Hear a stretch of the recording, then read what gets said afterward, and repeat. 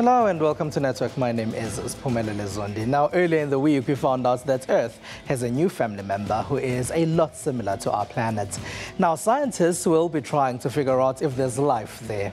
Chinese social network Weibo has now made a public listing. They didn't choose China for this. In studio, we'll be discussing the Ekaya app, which links homeowners and tenants. We'll also talk about smarter cities with Sydney Hadebe from IBM. We are live from Johannesburg. Remember to find us on SABC Network on Facebook and Twitter, News Network at sabc.co.za on email. Let's start with your social media and technology news.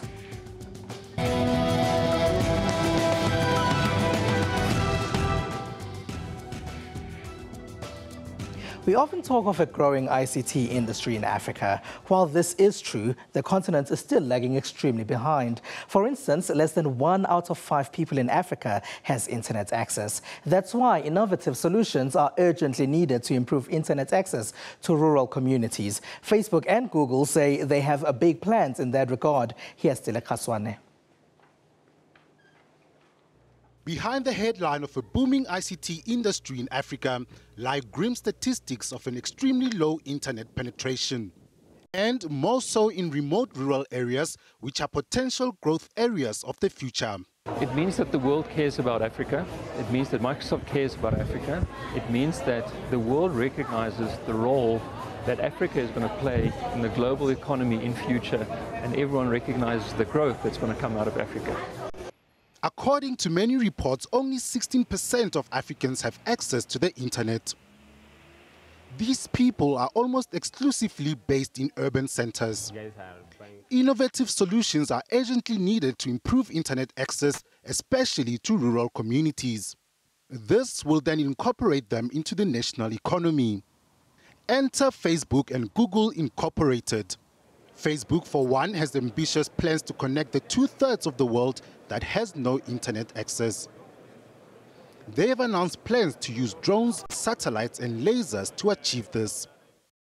In our efforts to connect the whole world with internet.org, we've been working on ways to beam internet to the people from the sky.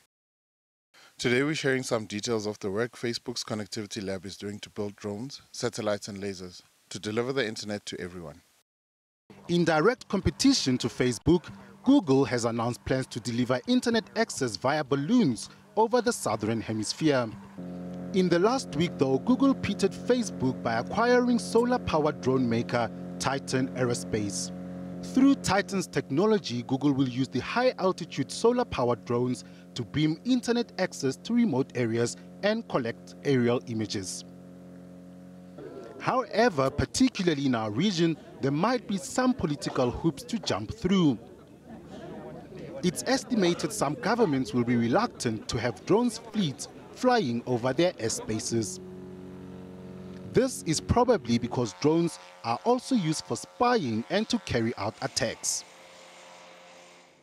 Electronic Braille technology has made it possible for a visually impaired grade 9 pupil from the Western Cape to attend an ordinary public school.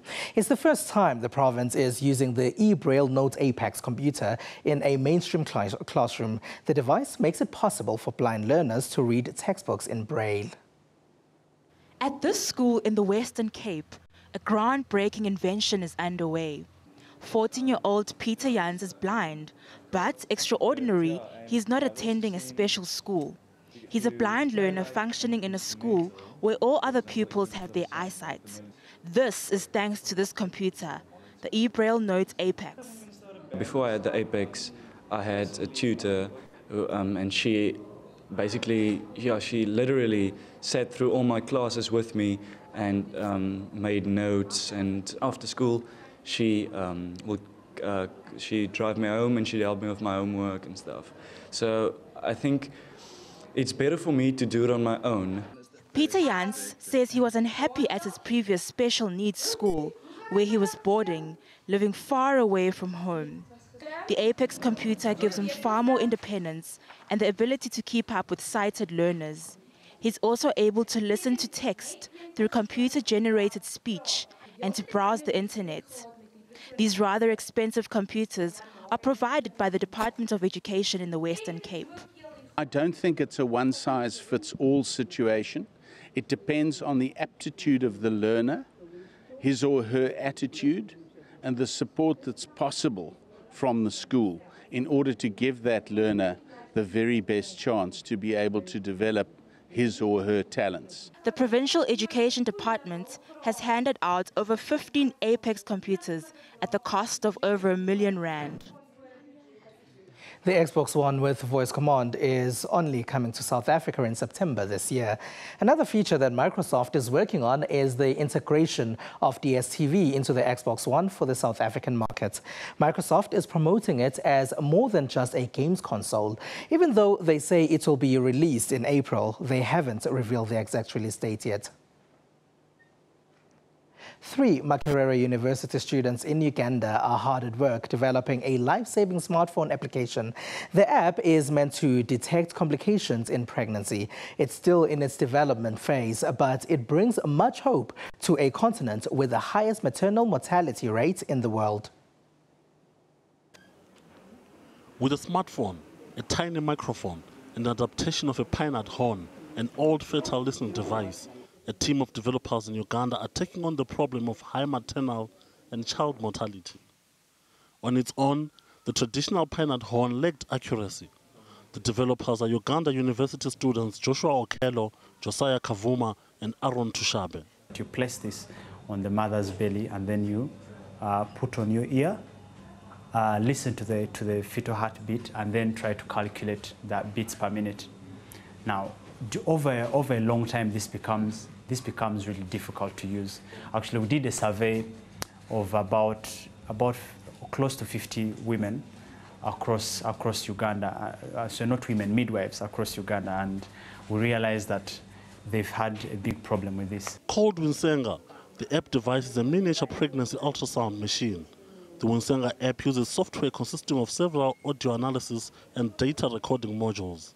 These are able to calculate heart rate, age, and positioning of the fetus. Data then returns relevant health advice and suggestions that are displayed in simple language.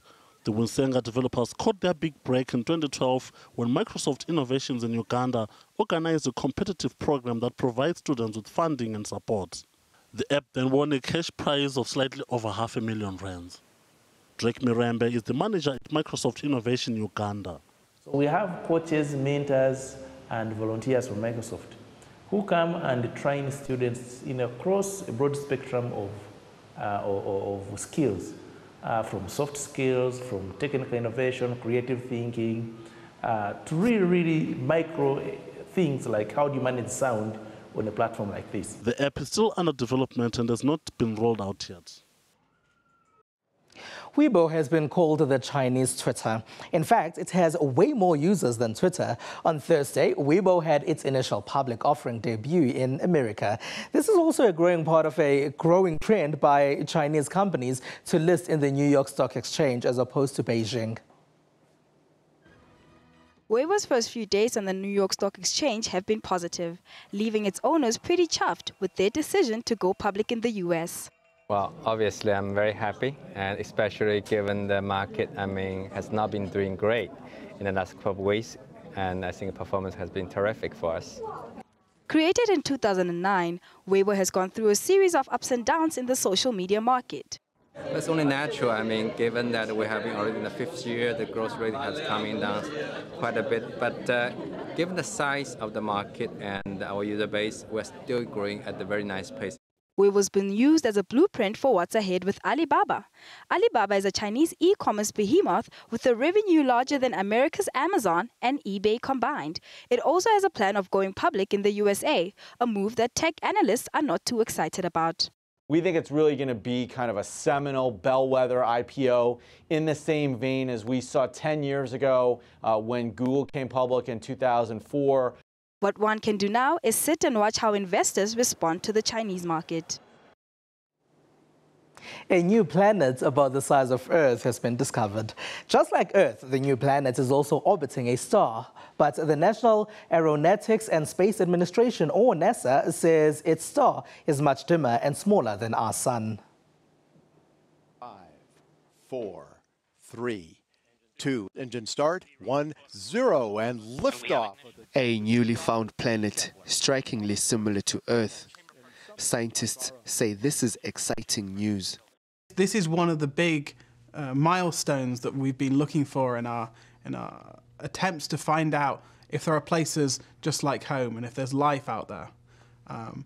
One of the big steps is to say, is there somewhere that looks, to all intents and purposes, like Earth? Well, we don't know just yet, but we know that there are places that at least look similar. Scientists know little about what they are naming Kepler 186f, but they say there's a big possibility there's water there, which is believed to be necessary for it to host life. Earth-sized planet in the habitable zone of its star. It's the outermost of 5 planets to orbit a star that is smaller and cooler than the Sun. This planet orbits its star every 130 days, and so this places it in the habitable zone, where it's in a region where it could have liquid water on its surface. The new planet receives about 1/3 of the radiation from its parent star as Earth gets from the Sun, meaning that high noon on Kepler 186f would be similar to Earth an hour before sunset. Now, scientists will be embarking on big projects to find out more about Earth's newly discovered cousin. An unmanned Falcon 9 rocket took off from Florida in the United States of America on Friday. It's going to deliver a cargo capsule to the International Space Station for NASA. The 63-meter-tall rocket has been built and operated by privately owned Space Exploration Technologies, or SpaceX. The Dragon cargo ship, which is loaded with about 2,268 kilograms of equipment, science experiments and supplies, is due to reach the station today. The cargo run is the 3rd by SpaceX. The U.S. Space Agency relies on SpaceX and a second firm, Orbital Sciences Corp, to fly supplies to the orbital outpost since the space shuttles were retired in 2011. Let's take a short break now, and when we return, we'll talk about smarter cities. It's SABC Network on Facebook and Twitter.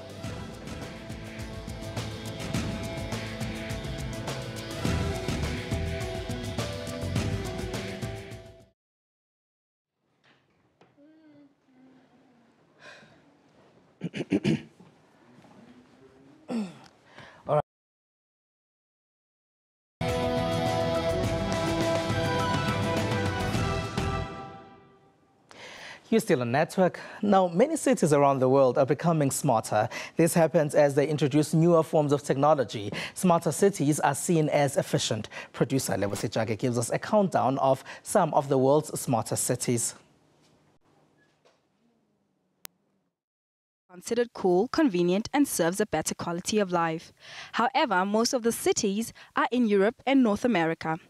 A number of websites took the initiative to rank the top 10 smartest cities in the world, with number 10 being Barcelona, Hong Kong taking the number 9 spot for having residents use smart cards for almost every public service.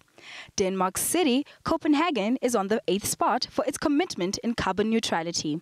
It is said that about 40% of the city's population uses bicycles to commute. While Berlin earns number 7 of the world's smartest cities, the 6th spot is secured by Tokyo. And now for the top 5 smartest cities. London scores the 5th spot for innovation, while the USA's New York claims 4th place. The 3rd spot is earned by yet another European city, Paris, for its highly successful bike-sharing program called Velib. Whilst Canada's Toronto marks the 2nd spot, making it North America's smartest metro area, Vienna snatched first place position as the world's smartest city. Hopefully, South African cities will also be featured on this list in the near future. And IBM has been involved in projects that transform some of the world's major cities into smarter cities. Joining me in the studio is IBM's Corporate Citizenship and Affairs Manager, Sydney Hadeb. Thank you for being a part of our network. Thank you. Now, what does it take for a city to be a smarter city? Well, a city to be a smarter city, you need city leaders to be visionary, looking at the way in which cities are facing a huge problem in terms of people going to urban cities, getting a lot of pressure on the infrastructure and so on. Therefore, city leaders need to be innovative in terms of solving the challenges that are facing the city, from energy, transport, water, and so forth. Now, from the top 10 there of the world's smartest cities, none of them are African. How are African cities doing, though? Are they becoming smarter? Well, if you look at the program of Smarter City, I mean, it has been 4 or 5 years back. You know, we've done a lot of work in Africa, for example, in South Africa as well. You know, the impact of the work that we have done is going to be, it will come into fruition, you know, at a longer period. But we've been in 3 cities in South Africa. We've done work around public safety, smarter water, and also, you know, using social assets in terms of improving service delivery. Yes, you know, there is going to be impact because we have seen it as we have shown it now in other countries. You say you're working in cities around South Africa. Are you working in cities around the rest of the African continent as well, though?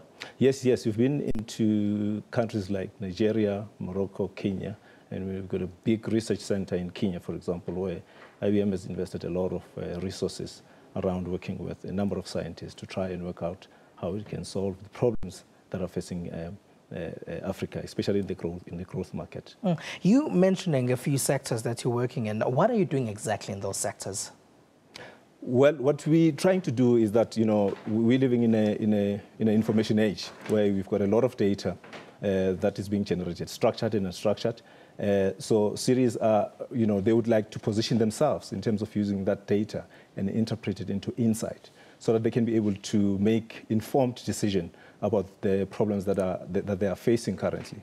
And that's where, you know, IBM is actually focusing. It's focusing on consulting, big data analytics. We actually, social media as well. We're looking at making sure that, you know, cities are able to be upfront in terms of making sure that they're able to understand what is happening in their cities. But especially also looking at using their real-time data, you know, so that they can be able to make informed decision about issues that cities are facing, socio-economic issues. But mainly and importantly is about improving the life of the citizens of cities, you know, so that they are able to, you know, be able to in a position to be also participative in terms of solving those problems. What's in it for IBM? Well, for IBM, when we bring this, we bring a top talent from different countries. They're coming in country to actually address these tough problems for communities. For us, it provides an opportunity to understand the issues that are affecting the growth markets, you know, and be able to derive, you know, solutions and systems that are able to, you know, address those issues. But on the side, in terms of the participants, because these are top talent, IBM's top talent, you know, they actually get an opportunity to learn various leadership skills, but also understanding the issues in those markets where IBM does Smarter City. And are governments willing to work with you? Yes, of course, government are willing to work with us because, I mean, they also have to, you know, acknowledge the fact that, you know, we need to be moving into and I suppose, age. Improve the African continent. So, Sydney Hadebe from IBM, thank you very much for being a part of our network tonight. Okay, thank you for your time. Thank you. Now, following the success of the G2, LG has launched a range of smartphones. One of the new ones is a phablet. They're calling it the G Pro Lite. Witume Logasa has been trying it out. LG's G Pro Lite is one of the cheaper phablet in the market. The G Pro Lite is specifically designed for the youth market, be it the student or the young professionals. The G Pro Lite ticks all the right boxes for the market it's targeting. The phone runs on Android 4.1 Ice Cream Sandwich operating system, which is easy to use. It works on both 2G and 3G networks. With its bigger screen of 5.5 inches and 8 GB storage, one can enjoy storing and watching videos on the device. A standard feature is the dual speakers for excellent audio performance with or without headphones, which is not something you see on a phone every day, let alone a cheaper phablet. One of the cool features is the pre-installed BBM, and the stylus makes me look dope. On the downside, the device has much lower 540 by 960 resolution. I was expecting more from the camera, which is 8 megapixels rear and 1.3 megapixels front. Other LG G-range devices have at least 13 megapixels. But despite this, it's a good phone and won't dent your pocket too much. After the break, we'll discuss an app that helps South Africans find property to rent. Let's take a break.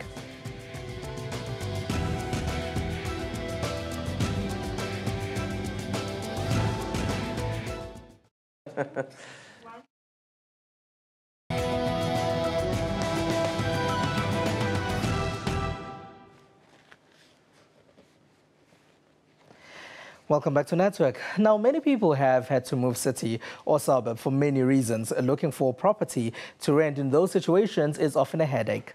Sometimes you find that the owner of the house you end up in with pets has pets when you don't like pets. You can find that they create rules that you don't agree with. In that case, you end up with in a lot of trouble, constantly moving. You would be continuously searching for the right place to rent. A new mobile phone application says it plans to change all of that and make your search a little easier.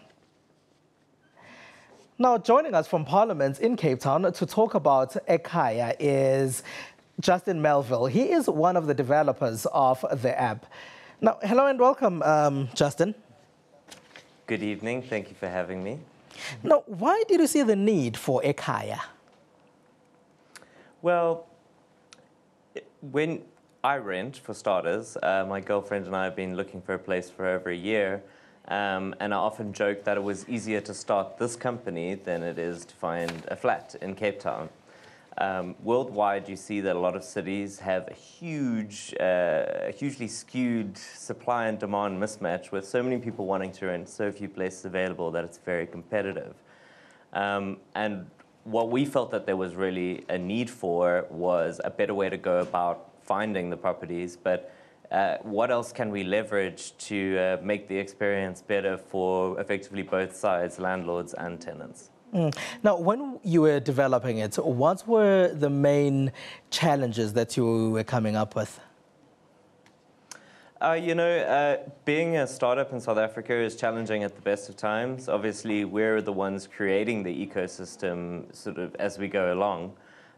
So one of the things we were fortunate to do is be accepted into the 88 miles an hour accelerator program, which is sponsored by Google, Samsung, and Microsoft.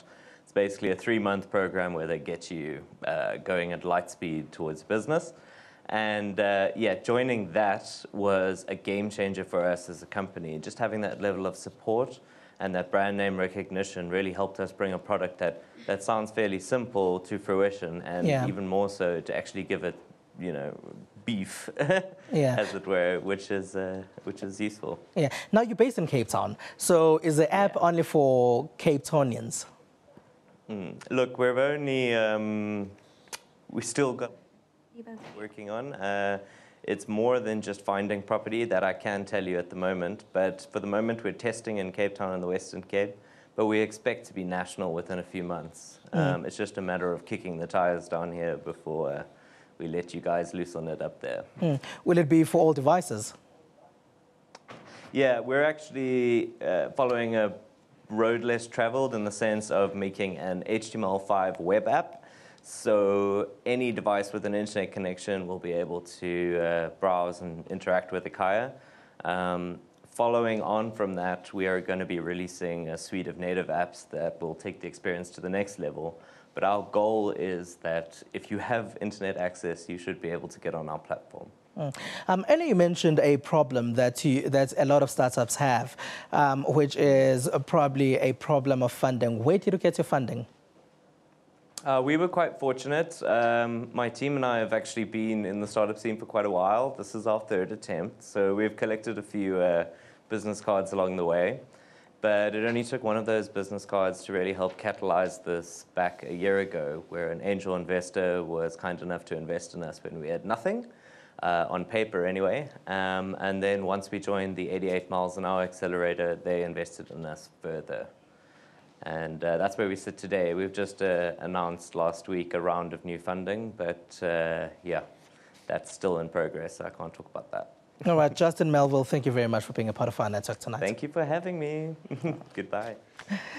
Now, that's all we have for you. Please find us on SABC Network on Facebook and Twitter, News Network at sabc.co.za and email. We leave you with a video of the test of the SpaceX launch. They used a drone to take these close-up visuals. From Ms. Phumelele Zondi and the rest of the team, have a good one.